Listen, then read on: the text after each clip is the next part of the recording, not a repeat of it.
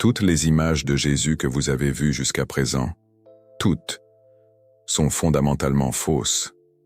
Chaque peinture, chaque sculpture, chaque vitrail scintillant dans les églises, chaque représentation cinématographique, tout cela dépeint un homme qui, en réalité, n'a jamais existé.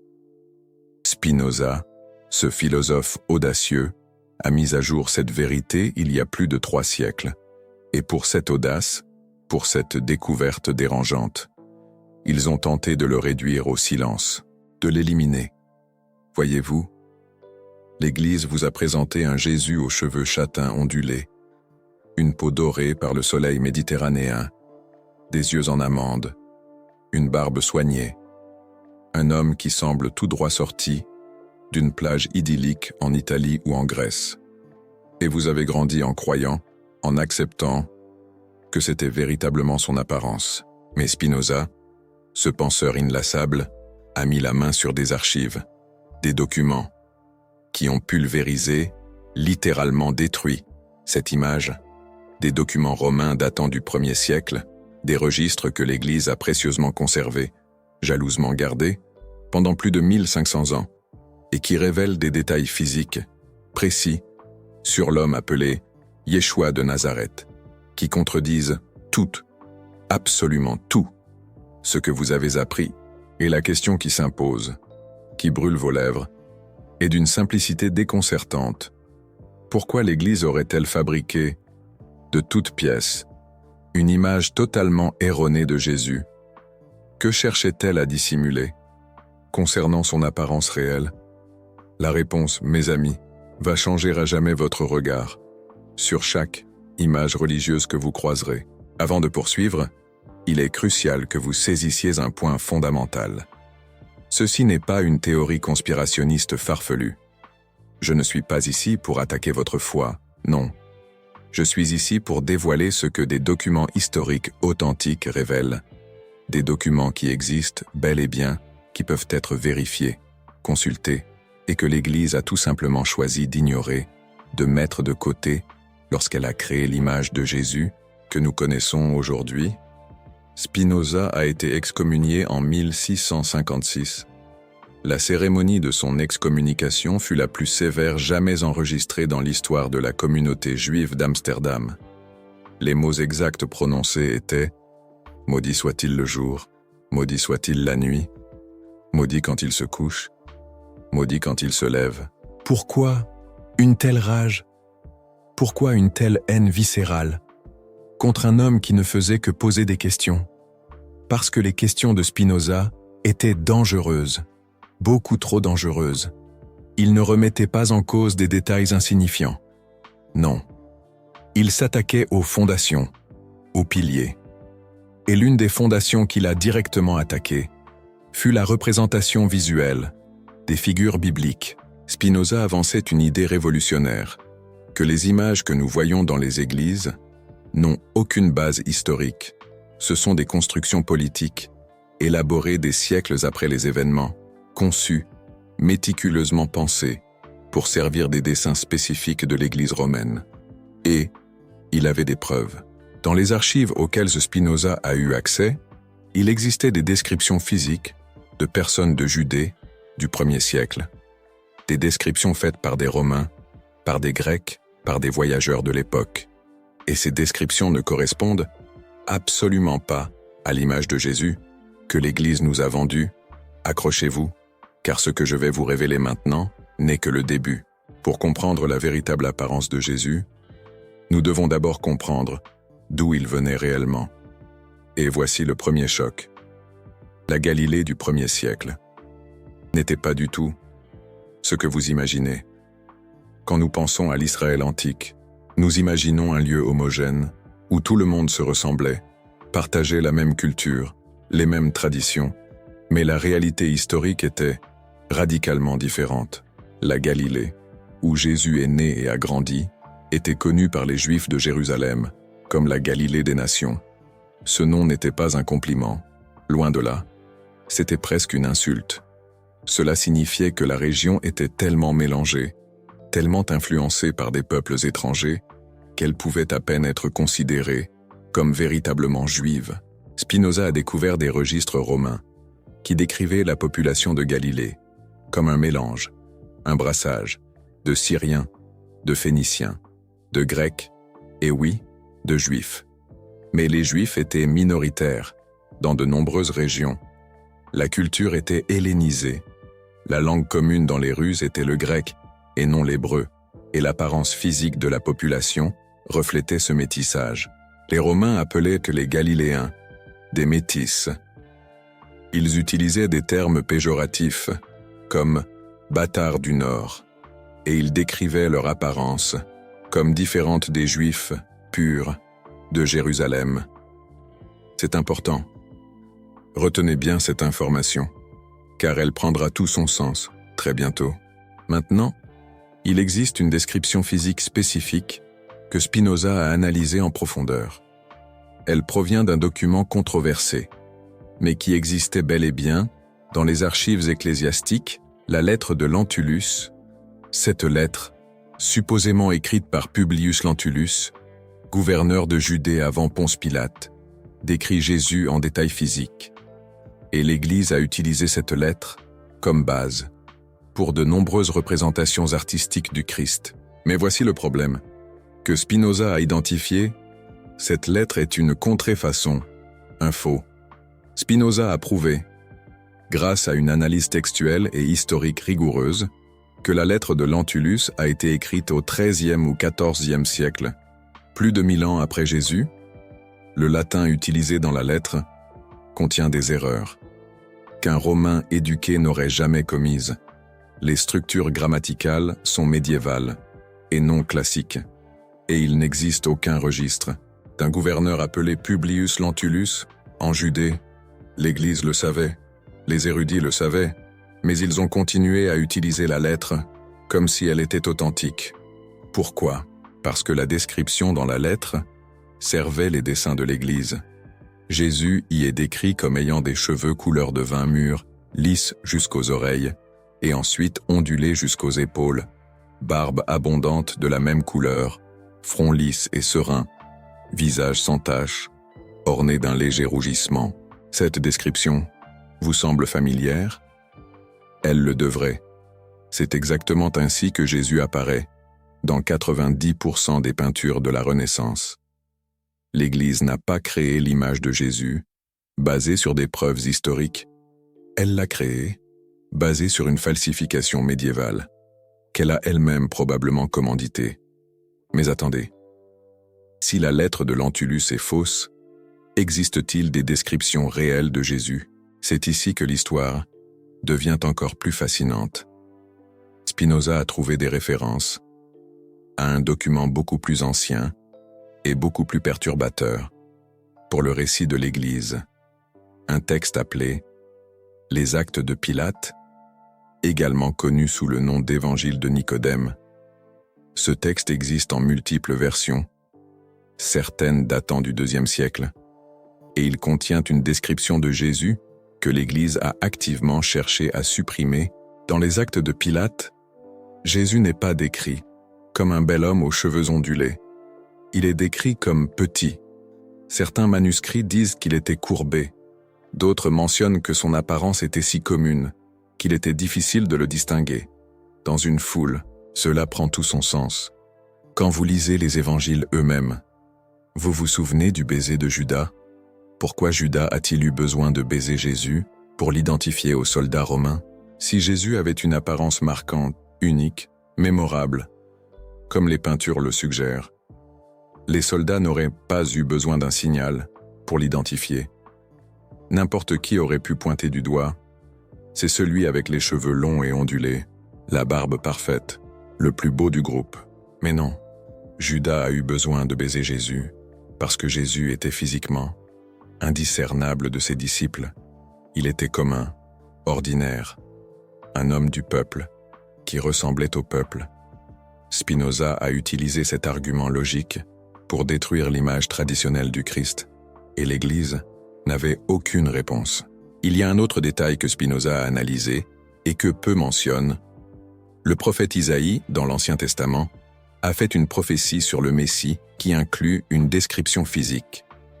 Isaïe 53, verset 2, dit « Il s'est élevé devant lui comme une faible plante, comme une racine qui sort d'une terre desséchée.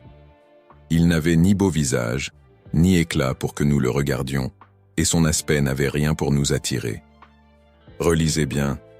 Le texte biblique lui-même dit que le Messie n'aurait ni beauté ni éclat, qu'il n'aurait rien dans son aspect pour nous attirer.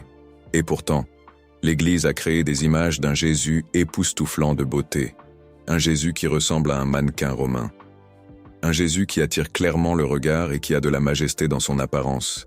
C'est un peu comme si on remplaçait Depardieu par Brad Pitt dans un film sur la Révolution française. L'Église a contredit la Bible même qu'elle prétend suivre. Pourquoi ? Spinoza avait une théorie, et cette théorie a coûté sa vie, une théorie plus subversive qu'un pamphlet de Voltaire. Il argumentait que l'Église romaine, dans les premiers siècles, a fait face à un problème de marketing. Ils essayaient de convertir des peuples européens, des peuples qui avaient leurs propres traditions religieuses, leurs propres dieux, leurs propres images de divinité. Imaginez convaincre un Gaulois d'abandonner Bélénos pour un simple charpentier. Les dieux grecs étaient beaux, Apollon était resplendissant, Zeus était majestueux. Les dieux romains, qui étaient fondamentalement les mêmes avec des noms différents, étaient aussi représentés comme la perfection physique humaine. Et maintenant, l'Église voulait que ces peuples adorent un charpentier juif d'apparence ordinaire, d'une province méprisée, qui est mort comme un criminel. Ça n'allait pas fonctionner. Ce serait comme demander à un Parisien d'admirer un croquis raté à la place de la Joconde.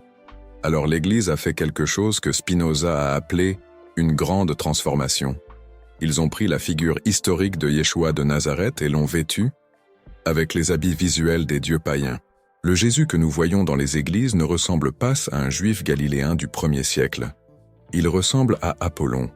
Il ressemble à des représentations du dieu soleil. Il a la beauté idéalisée que les Européens espéraient voir dans une divinité. Un peu comme si on avait fait un lifting à Vercingétorix pour qu'il ressemble à un empereur romain. C'était une décision consciente. Une décision politique, une décision de marketing religieux, une stratégie aussi réfléchie que la construction de Versailles. Et ça a fonctionné. Le christianisme a conquis l'Europe. Mais le prix a été la vérité historique sur qui était réellement Jésus. La vérité a été sacrifiée sur l'autel de la conversion. Maintenant, allons à ce que Spinoza a réellement découvert sur l'apparence probable de Jésus. Et cela requiert que nous abandonnions complètement les images que nous connaissons. Oubliez les clichés. Préparez-vous à une révélation. Des études anthropologiques modernes confirment ce que Spinoza suspectait. Des scientifiques ont reconstitué l'apparence typique d'un homme juif galiléen du 1er siècle en utilisant des crânes de l'époque et des techniques forensiques. Le résultat ? Un homme de peau foncée, pas bronzé comme méditerranéen, foncé comme nord-africain. Cheveux courts et crépus, probablement noirs, nez large, lèvres pleines, taille d'approximativement 1,55 m, qui était la moyenne de la région. Un physique plus proche de Jamel Debbouze que de David Ginola, rien comme les peintures européennes. Absolument rien. Et voici la révélation la plus perturbante. L'apparence de Jésus était probablement beaucoup plus proche d'un Éthiopien ou d'un Égyptien ancien que d'un Italien ou d'un Grec. Cela ne devrait pas être une surprise. La Galilée faisait frontière avec la Syrie. Des routes commerciales connectèrent la région avec l'Égypte et l'Afrique. La mixture populationnelle était intense. C'était un véritable carrefour des cultures. Mais l'Église européenne ne pouvait pas accepter cela. Un Messie qui ressemblait aux populations qu'il colonisait et esclavagisait ? Un Dieu incarné avec des traits africains ? Impossible. Inacceptable. Alors ils ont créé un Jésus européen, un Jésus qui leur ressemblait, un Jésus qui validait leur suprématie, un Jésus blond aux yeux bleus, symbole de la France éternelle. Spinoza a vu cela avec une clarté absolue il y a 300 ans. Et pour cela, ils ont voulu le silencer. Ils ont préféré éteindre la lumière de sa pensée plutôt que d'affronter la vérité. Mais calmez-vous, parce que l'histoire devient encore plus complexe. Attachez vos ceintures, la suite va vous surprendre. Spinoza a trouvé quelque chose dans les archives qui va au-delà de la simple question d'apparence. Il a trouvé des indices que la propre identité ethnique de Jésus a été questionnée à son époque. Dans les évangiles, il existe des passages curieux où les pharisiens et les scribes questionnent l'origine de Jésus. Dans Jean 8, verset 48, ils demandent « N'avons-nous pas raison de dire que tu es un Samaritain et que tu as un démon, Samaritain ?» Cette accusation n'était pas sur où Jésus habitait, c'était sur son ethnie, c'était sur sa pureté raciale. C'était une insulte aussi violente qu'un sale arabe dans une banlieue. Les Samaritains étaient méprisés par les Juifs de Jérusalem précisément parce qu'ils étaient métis. Ils étaient descendants d'Israélites qui se sont mélangés avec des peuples assyriens et d'autres groupes ethniques. Ils n'étaient pas considérés comme de vrais Juifs. C'étaient les Gitans de l'époque. Et les pharisiens accusaient Jésus d'être l'un d'eux, de ne pas être ethniquement pur, d'être un bâtard. Jésus ne nie pas. Il change simplement de sujet, parlant sur Abraham et sa propre existence éternelle. Une pirouette rhétorique digne d'un politicien. Spinoza a vu dans ce passage une piste cruciale. Si Jésus était clairement juif d'apparence typique, pourquoi ses adversaires utiliseraient l'accusation de Samaritain? L'accusation n'a de sens que si son apparence ou son origine familiale soulevait des questions. Si ça ne collait pas, quoi. Il y avait quelque chose de différent en Jésus, quelque chose qui faisait que les gens se demandaient d'où il venait réellement. Un mystère aussi impénétrable que le sourire de la Joconde. Et l'Église, siècles plus tard, a enterré ces questions sous des couches d'art idéalisées et de narratives contrôlées. Un travail de dissimulation aussi méticuleux que la restauration d'un tableau de maître. Maintenant, je dois vous raconter sur un document que Spinoza a mentionné, mais n'a pas réussi à accéder complètement. Un document qui supposément existait dans les archives secrètes du Vatican. Un peu comme le dossier secret de l'affaire Dreyfus. Ce document, référencé dans des lettres de pères du IIIe et IVe siècle, était appelé la description du Nazaréen. Personne ne sait exactement ce qu'il contenait. Personne ne sait s'il existe encore. Un secret aussi bien gardé que la recette du Coca-Cola. Mais les références à celui-ci sont perturbantes. Un père appelé Épiphane de Salamine, au siècle IV, mentionne avoir vu des descriptions anciennes de Jésus qui contredisaient les images populaires de l'époque. Il n'entre pas dans les détails, mais dit que certaines de ces descriptions ont été interdites par l'Église de Rome pour causer un scandale parmi les fidèles. Scandale. L'apparence réelle de Jésus causerait un scandale. Un scandale aussi retentissant que l'affaire des poisons sous Louis XIV. Pourquoi la vérité sur comment Jésus se ressemblait serait scandaleuse? À moins que cette vérité fût radicalement différente de ce que les gens espéraient, à moins que le Jésus réel ne ressemble en rien au Jésus des peintures, à moins que la réalité ne soit plus choquante que la fiction. Spinoza a théorisé que l'Église a détruit propositionnellement tous les documents qui décrivaient l'apparence réelle de Jésus, pas par accident, par décision institutionnelle. Un complot aussi diabolique que la Saint-Barthélemy. L'image contrôlée de Christ était importante de trop pour le pouvoir de l'Église. Un Jésus blanc, européen, beau, était un outil de conversion puissant. Un Jésus qui ressemblait au peuple colonisé serait un problème. Un boulet au pied de l'Empire. Alors ils ont effacé la vérité et ont créé une fiction visuelle qui dure jusqu'à aujourd'hui. Un mensonge pieux qui a traversé les siècles. Il existe encore un autre élément que Spinoza a analysé. Les premières images chrétiennes de Jésus. Dans les premiers 300 ans du christianisme, presque n'existèrent des images de Christ. Les premiers chrétiens, en suivant des traditions judaïques, évitaient des représentations visuelles de Dieu, comme si on interdisait de photographier le soleil. Mais quand les images ont commencé à apparaître, elles étaient radicalement différentes de ce que nous connaissons aujourd'hui. Une révolution visuelle aussi radicale que l'invention de la photographie. Dans les catacombes de Rome, on trouve des peintures datant des IIIe et IVe siècles, qui montrent Jésus comme un jeune homme imberbe, aux cheveux courts, ressemblant presque à un enfant, aucune barbe, aucun cheveu long. Dans d'autres images primitives, Jésus est représenté comme le bon pasteur, un jeune berger sans caractéristiques distinctives. Là encore, cheveux courts, sans barbe, ce n'est qu'après le IVe siècle, lorsque le christianisme est devenu la religion officielle de l'Empire romain, que l'image de Jésus a radicalement changé. Soudain, il a acquis une barbe longue, des cheveux ondulés, une apparence majestueuse. Soudain, il a commencé à ressembler à Zeus, à Jupiter, au dieu que les Romains n'avaient pas toujours adoré. Coïncidence? Spinoza ne croyait pas à de telles coïncidences. Il voyait cela comme une preuve claire de syncrétisme délibéré. L'Église romaine a repris les caractéristiques visuelles des dieux païens et les a appliquées à Jésus pour faciliter la transition des adorateurs païens vers le christianisme. C'est un peu comme réutiliser un vieux moule, en changeant juste le nom sur l'étiquette. Le Jésus des peintures médiévales et Renaissance n'est pas le Jésus historique. C'est Apollon baptisé, c'est le dieu soleil avec un nom chrétien, et des milliards de personnes adorent cette image, sans savoir qu'elle est une construction politique, une image façonnée pour servir un agenda. Maintenant, abordons ce qui est peut-être la découverte la plus choquante de Spinoza sur ce thème. Il a trouvé des preuves que l'Église elle-même, dans ses premiers siècles, avait des images de Jésus qui montraient un homme d'apparence africaine, un Jésus noir. Dans l'église de Sainte-Marie Majeure à Rome, se trouve l'une des plus anciennes représentations de Marie et Jésus.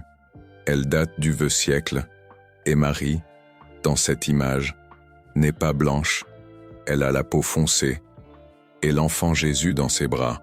Aussi, c'est la Madone noire, et elle n'est pas seule. Il existe des centaines de Madones noires, éparpillées à travers l'Europe. En France, en Espagne, en Pologne, en Italie, des images de Marie et Jésus, avec la peau foncée, adorées pendant des siècles. L'Église explique officiellement ces images, comme le résultat de la fumée des bougies, assombrissant la peinture au fil des siècles, ou comme des représentations symboliques, non littérales, un peu comme quand on dit que quelqu'un est rouge de colère, sans que sa peau change réellement de couleur. Mais Spinoza n'a pas accepté cette explication.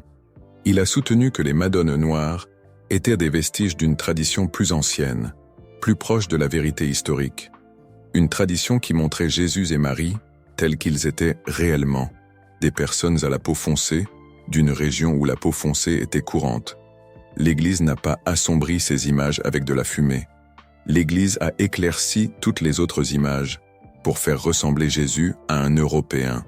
Les Madones noires sont les fossiles visuels de la vérité.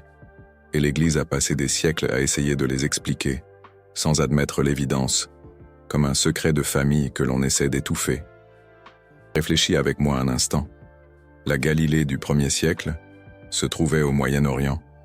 Le soleil était intense. La population locale avait une peau adaptée à ce climat.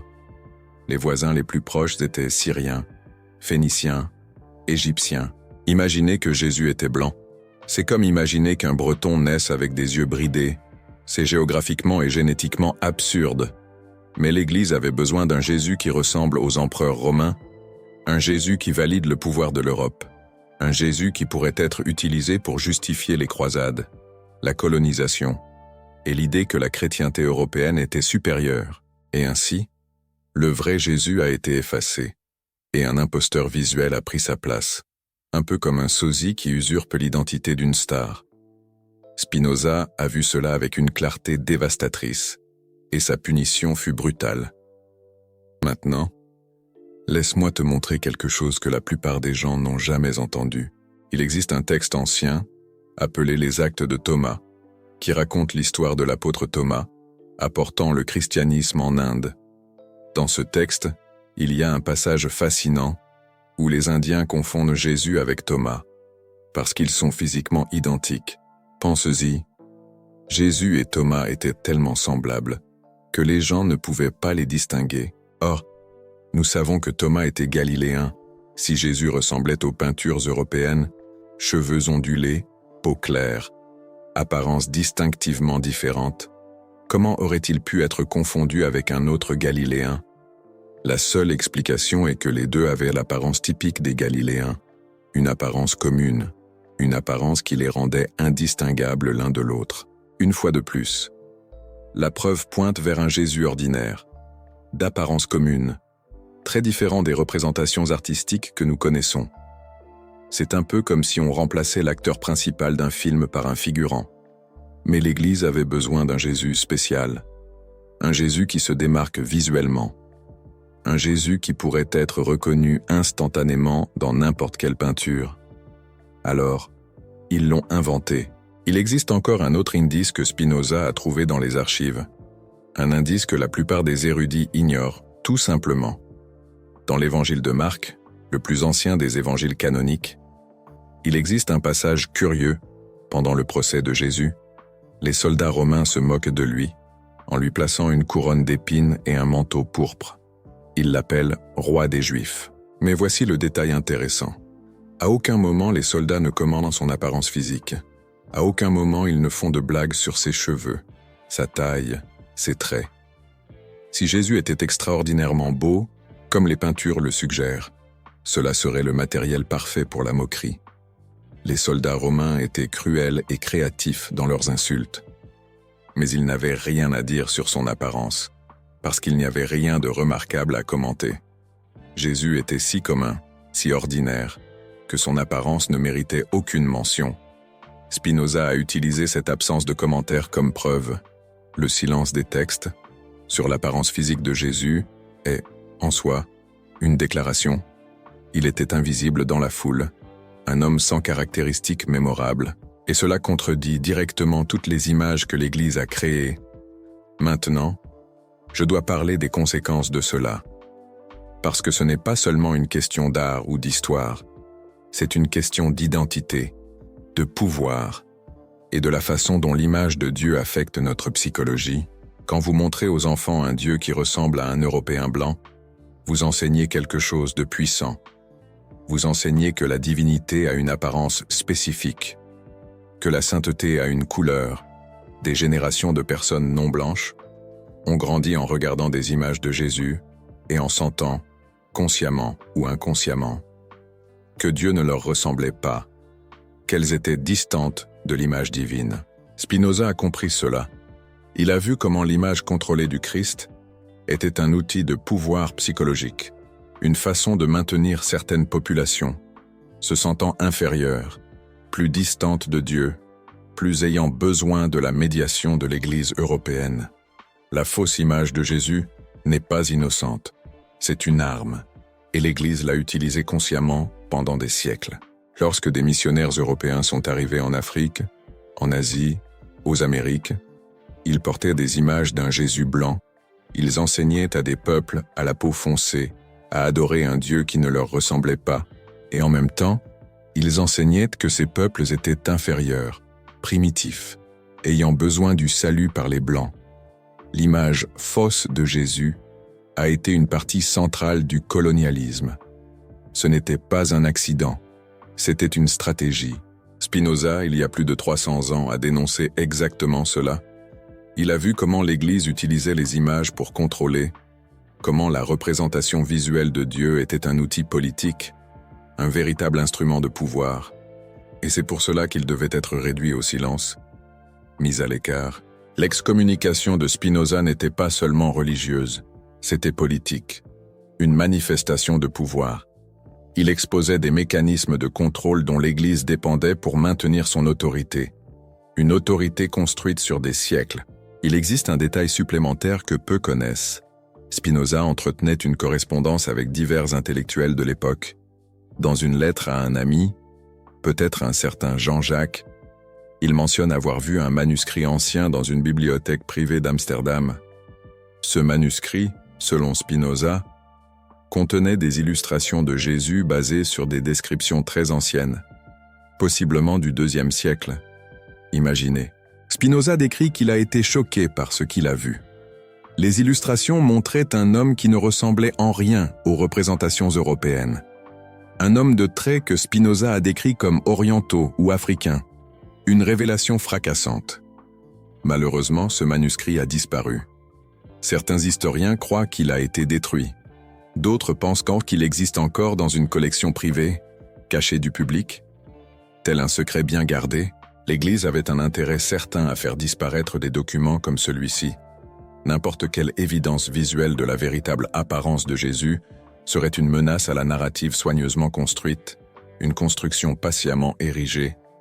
Maintenant, il y a une question que vous vous posez peut-être. Si Jésus n'était pas comme les peintures le montrent, comment était-il réellement ? La réponse honnête est que nous ne savons pas avec certitude. Il n'existe pas de photographie, pas de description fiable contemporaine. Le mystère demeure. Mais nous pouvons faire des approximations basées sur la science et l'histoire, sur des faits concrets. Des anthropologues forenses, en 2001, ont recréé l'apparence probable d'un homme juif galiléen du 1er siècle. Ils ont utilisé des crânes de l'époque trouvés dans des fouilles archéologiques, appliqué des techniques de reconstruction faciale, et le résultat a été publié dans des revues scientifiques, des publications respectées. L'homme qu'ils ont reconstruit avait la peau mate, presque foncée, des cheveux noirs, courts, probablement crépus, une barbe courte et dense, un nez large, une structure faciale robuste, une hauteur d'environ 1,55 m, un physique de travailleur. Il ne ressemblait à aucune représentation traditionnelle de Jésus. Il ressemblait à n'importe quel travailleur manuel du Moyen-Orient ancien, un paysan de Galilée, et c'est exactement ce que Jésus était. Un charpentier, un travailleur manuel, un homme ordinaire d'une région pauvre d'un empire distant, un citoyen du monde. Pas un modèle européen avec des cheveux soyeux et une peau de porcelaine. Une image idéalisée. La vérité est plus humble que la fiction, et plus puissante. Beaucoup plus puissante. Parce que si Jésus était un homme commun, d'apparence ordinaire, cela signifie que n'importe qui peut s'identifier à lui. N'importe qui. Pas seulement les Européens, n'importe quel être humain de n'importe quelle origine, de n'importe quel continent. L'Église, en créant un Jésus européen, a en réalité limité la portée universelle du message chrétien. Ils ont fait paraître Jésus exclusif à une ethnie, quand le Jésus réel était universel précisément parce qu'il était ordinaire, parce qu'il était proche du peuple. Spinoza a compris cela. Et c'est pour cela que son silence était si important pour l'Église. Il menaçait de défaire des siècles de contrôle visuel, de manipulation. Maintenant, je veux partager avec vous une application pratique de tout cela. La prochaine fois que vous entrerez dans une église et verrez une image de Jésus, observez avec des yeux nouveaux. Demandez-vous, d'où vient cette image? Quel but elle sert? Qui profite de ce que Jésus ressemble à cela? Posez-vous les vraies questions. Je ne suis pas en train de vous demander d'abandonner votre foi. Je vous demande de remettre en question les constructions humaines qui entourent votre foi. Ces ajouts qui l'ont dénaturé. Il existe une différence entre le message spirituel de Jésus et l'image politique que l'Église a créée. Le message peut être vrai même si l'image est fausse, même si la représentation est trompeuse. Spinoza croyait en cela. Il critiquait l'Église férocement, mais avait un profond respect pour ce qu'il appelait l'essence éthique des enseignements de Jésus. Il voyait Jésus comme un maître moral, pas comme un Dieu, mais comme quelqu'un dont les enseignements sur l'amour et la raison méritaient attention, comme Voltaire plus tard. Et Spinoza pensait que l'obsession de l'Église pour les images, les rituels et les dogmes obscurcissait cette essence éthique. Il voulait libérer Jésus de la prison visuelle que l'Église a créée, une prison dorée, mais une prison tout de même. L'apparence de Jésus ne devrait pas importer. Ce qu'il a dit et fait est ce qui devrait importer. Ses actions, ses paroles, son héritage. Mais l'Église a transformé l'apparence en outil de contrôle. Et des milliards ont été affectés par cela. Des milliards de vies. Maintenant vous connaissez la vérité. Ce que vous en faites est votre choix, votre responsabilité. Vous venez de découvrir quelque chose qui a coûté à Spinoza l'exil et l'excommunication. Ces révélations ont été enterrées pendant des siècles parce qu'elles défient des narratives très puissantes. Chaque vidéo comme celle-ci exige de plonger dans des archives, de traduire des manuscrits anciens, de connecter des points que l'on a tenté d'effacer. Tel un travail d'archéologue. Le Super Thanks là en bas n'est pas seulement un soutien financier. C'est vous qui dites « Je n'accepterai plus les versions officielles sans questionner ». C'est vous qui devenez partie de ceux qui choisissent la vérité au confort, partie de ceux qui n'ont pas peur de regarder ce que l'histoire montre réellement. C'est un acte de courage. Ensemble, nous reconstruisons une compréhension plus honnête du passé, et c'est plus révolutionnaire que n'importe quelle image dans une église, plus subversif que tous les dogmes. Voltando ao tema. Revenons à notre sujet. Il existe encore un dernier élément que Spinoza a analysé, et qui ferme tout ce cycle de révélation. Il a observé que le changement dans l'apparence de Jésus est arrivé précisément quand l'Église s'est fondue avec le pouvoir politique romain. En l'an 313, l'empereur Constantin a légalisé le christianisme. En l'an 380, Théodose l'a rendu religion officielle de l'Empire romain. Un tournant décisif. Et c'est exactement durant cette période que l'image de Jésus a changé drastiquement, de jeune imberbe à homme barbu majestueux, de figure commune à divinité resplendissante, de juif galiléen à dieu gréco-romain. La synthèse d'une époque. La transformation n'était pas spirituelle, elle était politique. L'Église se fondait avec l'État et avait besoin d'un Dieu qui ressemble à un empereur, un Dieu à leur image. Spinoza a vu cela dans les documents. Il a tracé l'évolution des images de Jésus au fil des siècles et a montré que chaque changement correspondait à un changement politique dans l'Église. Une observation brillante. Quand l'Église voulait attirer les Grecs, Jésus ressemblait à Apollon. Quand elle voulait impressionner les Romains, Jésus ressemblait à Jupiter. Quand elle avait besoin de justifier le pouvoir papal, Jésus est devenu un roi couronné. Chaque époque son Jésus. L'apparence de Jésus a toujours servi les propos de l'institution. Jamais à la vérité historique. Jamais. Et c'est peut-être la révélation la plus perturbatrice de toutes. Non seulement l'image de Jésus est fausse, elle a été consciemment manipulée au long de 2000 ans pour servir ceux qui étaient au pouvoir. L'Église n'a pas seulement fait erreur sur l'apparence de Jésus, elle a menti, répéteusement, consciemment, pendant 2 millénaires. Un mensonge érigé en dogme. Spinoza a exposé cela et a été détruit pour cela, littéralement. Mais la vérité ne peut pas être permanentement supprimée. Elle émerge, plus tôt ou plus tard. Et aujourd'hui, vous faites partie de son émergence. Vous êtes des acteurs de ce changement. Maintenant, je veux que vous réfléchissiez sur une question fondamentale. Si l'Église a menti sur quelque chose d'aussi fondamental que l'apparence de Jésus, sur quoi d'autre a-t-elle pu mentir?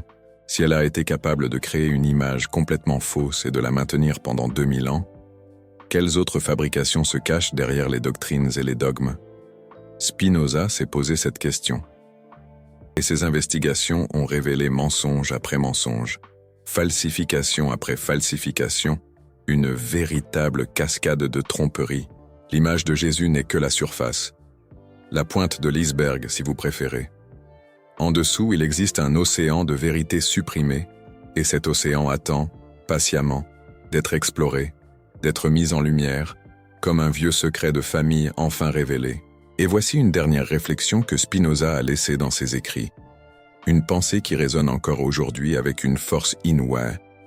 Il disait que la vérité n'a pas besoin de défenseurs armés, que la vérité n'a pas besoin de bûchers ni d'excommunication. La vérité simplement est, elle se suffit à elle-même, comme l'eau qui finit toujours par trouver son chemin, et plus vous essayez de la supprimer, plus forte elle devient quand elle émerge finalement. L'Église a passé 2000 ans à essayer de contrôler l'image de Jésus, 2 millénaires d'efforts acharnés. Elle a dépensé des fortunes en art, en propagande, en censure. Elle a persécuté, torturé et même tué des personnes qui osaient la questionner. Des esprits libres comme Giordano Bruno brûlés vifs pour avoir osé penser différemment. Et malgré tout, aujourd'hui, à cet instant précis, vous êtes en train de découvrir la vérité qu'ils ont tenté d'enfouir, de faire disparaître à jamais. À travers une vidéo, à travers une chaîne, à travers des informations que n'importe qui avec un accès à Internet peut trouver, comme un trésor caché mis au jour. L'ère du contrôle absolu de l'information est révolue, définitivement. Et avec elle, le contrôle absolu sur l'image de Jésus. Une nouvelle ère s'annonce, une ère de transparence et de remise en question. Spinoza sourirait s'il pouvait voir ça. Il a toujours cru que la raison vaincrait à la fin, que la vérité trouverait son chemin, inéluctablement. Et elle le trouve, à travers vous, à travers votre curiosité et votre ouverture d'esprit, pour l'instant. Rappelez-vous de ceci. Toutes les fois que vous verrez une image de Jésus avec des cheveux ondulés et une peau claire, vous êtes en train de voir une invention politique. Vous êtes en train de voir de la propagande religieuse. Vous êtes en train de voir l'effacement délibéré d'un homme réel au profit d'un symbole contrôlable. Un peu comme un roi déchu dont on réécrit l'histoire. Spinoza a payé de tout ce qu'il avait pour amener cette vérité à la lumière, au prix de sa tranquillité, de sa réputation et même de sa sécurité. Et l'Église a fait tout ce qu'elle pouvait pour l'enterrer à nouveau, en vain. Mais aujourd'hui, en ce moment, vous savez, et la connaissance, c'est le premier pas vers la libération, vers une compréhension plus profonde de la réalité.